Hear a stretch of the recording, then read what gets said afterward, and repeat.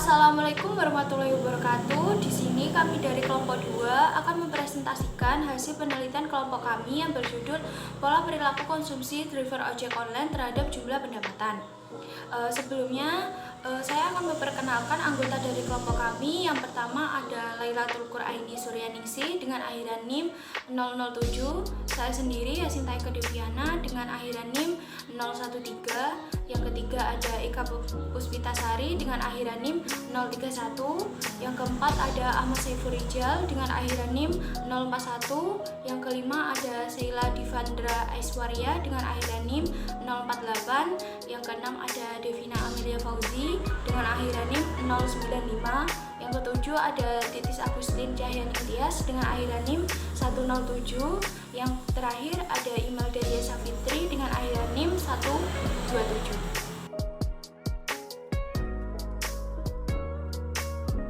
Baik, memasuki bab yang pertama adalah pendahuluan. Dalam kehidupan sehari-hari, setiap individu tidak pernah lepas dari kegiatan konsumsi. Kegiatan konsumsi sendiri tidak pernah bisa dihentikan sebab pada hakikatnya manusia adalah makhluk yang selalu melakukan kegiatan konsumsi sebab keinginannya yang tidak terbatas. Konsumsi sendiri adalah kegiatan memakai, mengurangi, atau menghabiskan nilai guna suatu barang atau jasa. Pendapatan menjadi indikator yang paling erat kaitannya dengan tinggi atau rendahnya konsumsi masyarakat. Maka dari itu, setiap individu atau keluarga dalam lapisan masyarakat pasti memiliki skala permintaan yang berbeda mengikuti pendapatan yang diperoleh. Ketika pendapatan seseorang tinggi, maka mereka akan mengkonsumsi barang yang lebih banyak.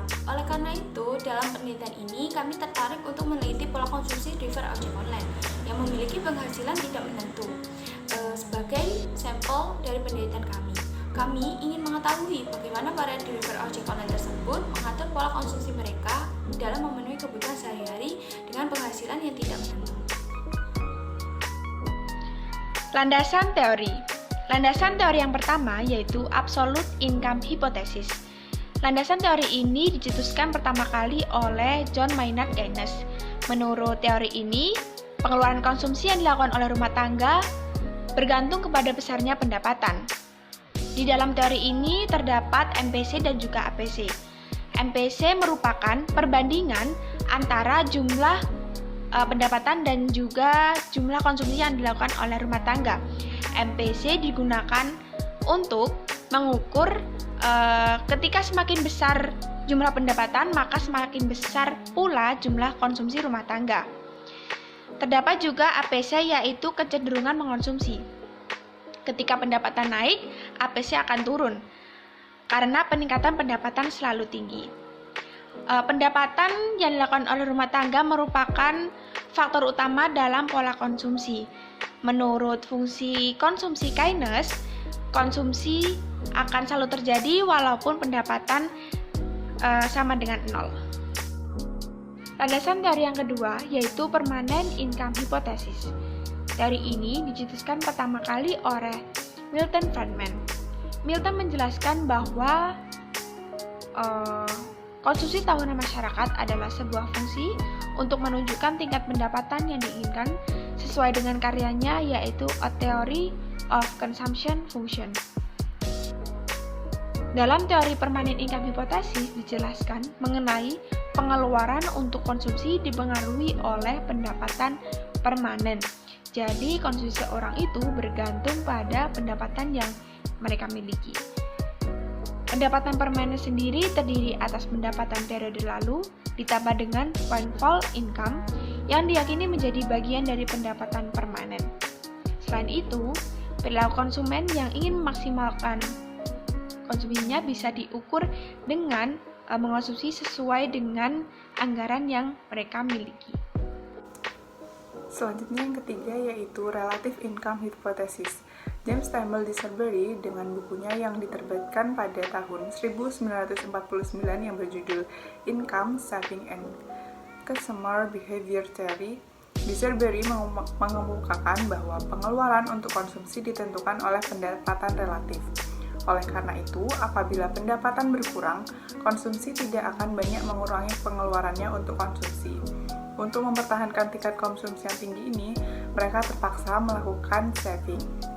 Yang keempat, life cycle hypothesis. Frasco Domigliani, Albert Ando, dan Richard Humbert. Mereka menyatakan bahwa konsumen akan melakukan pola konsumsi yang merata seumur hidupnya. Misalnya, dengan menabung selama masa kerja dan mengeluarkannya pada masa pensiun. Menurut Domigliani, konsumsi seseorang dipengaruhi oleh 3 hal. Pertama, pendapatan saat ini. Kedua, kekayaan yang terakumulasi atau akibat tabungan masa lalu. Yang ketiga, harapan penghasilan di masa depan. Baik, selanjutnya saya akan menjelaskan tentang gambaran umum. Analisis konsumsi kali ini menggunakan driver ojek online dengan menggunakan aplikasi Grab dan Gojek sebagai respondennya. Responden sebanyak 80 driver ojek online berjenis kelamin laki-laki menjadi penelitian, karena laki-laki sebagai penanggung jawab dalam mencari nafkah nantinya di kehidupan pernikahan. Usia rata-rata driver antara usia 30 sampai 40 tahun dengan status telah berkeluarga atau menikah. Latar belakang pendidikan bukan menjadi syarat penting dalam perekrutan driver ojol, karena yang terpenting driver haruslah memiliki SIM. Oleh karena itu, latar belakang pendidikan driver ojol bervariasi, mulai dari lulusan SD, SMA, SMP, SMK, diploma, bahkan sampai sarjana. Kebanyakan responden memiliki latar belakang pendidikan sebagai lulusan SMA dengan persentase 80%. Selanjutnya, pendapatan. Pendapatan adalah sejumlah penghasilan atau penerimaan gaji dari hasil usaha yang telah dilakukan oleh individu dalam satu periode tertentu yang digunakan untuk memenuhi kebutuhan sehari-hari atau konsumsi. Pendapatan yang dihasilkan oleh driver ojol tidak menentu atau tetap sehingga dapat berbeda-beda antara masing-masing individu. Hal ini karena pendapatan driver ojol tidak berdasarkan pada UMR, melainkan dari banyaknya orderan yang diterima atau dijalankan. Dari hasil penelitian didapatkan bahwa rata-rata driver ojol berpendapatan sebesar 50 sampai 100 ribu rupiah per harinya atau setara dengan 1.500.000 sampai 3 juta per bulannya. Sumbangsi terbesar dari pendapatan berasal dari fitur GrabFood dan GoFood karena masyarakat lebih banyak menggunakan fitur food dibandingkan dengan GrabBike dan GoRide. Pendapatan ini menjadi sumber dana untuk melakukan kegiatan konsumsi para driver ojol. Konsumsi driver ojol cenderung pada pemenuhan kebutuhan sehari-hari seperti bahan pokok makanan, biaya operasional kendaraan, menabung, serta biaya pendidikan bagi mereka yang telah berkeluarga dan memiliki anak. Dan saat ini dunia sedang dilanda pandemi COVID-19. Pandemi COVID-19 membawa banyak dampak seperti kematian, terkendalanya sistem pendidikan, terpuruknya ekonomi dunia, dan lain sebagainya. Menurut para driver ojol, pandemi COVID-19 berpengaruh pada menurunnya pendapatan mereka. Adanya penurunan pendapatan ini menjadikan driver ojol untuk mengganti produk konsumsi mereka ke produk konsumsi yang lebih murah harganya ataupun lebih rendah kualitasnya. Hal ini dilakukan untuk tetap memenuhi kebutuhan mereka dengan sumber dana yang terbatas. Tak jarang driver ojol tidak mendapatkan penghasilan sama sekali. Saat hal tersebut terjadi, maka para driver ojol tetap melakukan kegiatan konsumsinya dengan menggunakan beberapa alternatif cara, seperti menggunakan uang tabungan mereka, bekerja sampingan, lembur mencari orderan, dan lain sebagainya. Di sini saya akan menjelaskan mengenai pengertian konsumsi dan pendapatan. Yang pertama, konsumsi. Konsumsi diartikan sebagai bagian pendapatan rumah tangga yang digunakan untuk membiayai pembelian berbagai jasa dan kebutuhan lainnya. Besarnya konsumsi selalu berubah-ubah sesuai naik turunnya pendapatannya. Apabila pendapatan naik, maka konsumsi akan meningkat. Sebaliknya, apabila pendapatan turun, maka konsumsi akan turun. Yang kedua, pendapatan. Pendapatan merupakan tujuan utama dari pendirian suatu perusahaan. Sebagai suatu organisasi yang berorientasi profit, maka pendapatan mempunyai peranan yang sangat besar. Pendapatan merupakan faktor penting dalam operasi suatu perusahaan, karena pendapatan akan mempengaruhi tingkat laba yang bertujuan untuk menjamin kelangsungan hidup suatu perusahaan. Selanjutnya saya akan berdasarkan penelitian yang kami lakukan ditemukan bahwa dengan pendapatan yang berbeda tersebut, Grab secara umum ditemukan bahwa yang menjadi kebutuhan wajib seorang driver Gojek dan juga Grab untuk menunjang pekerjaannya adalah membeli BBM, kuota internet, dan menservis motor setiap bulannya untuk memenuhi kebutuhan pelanggan. Namun secara spesifik, pola konsumsi secara individu driver dari Gojek dan Grab adalah berbeda.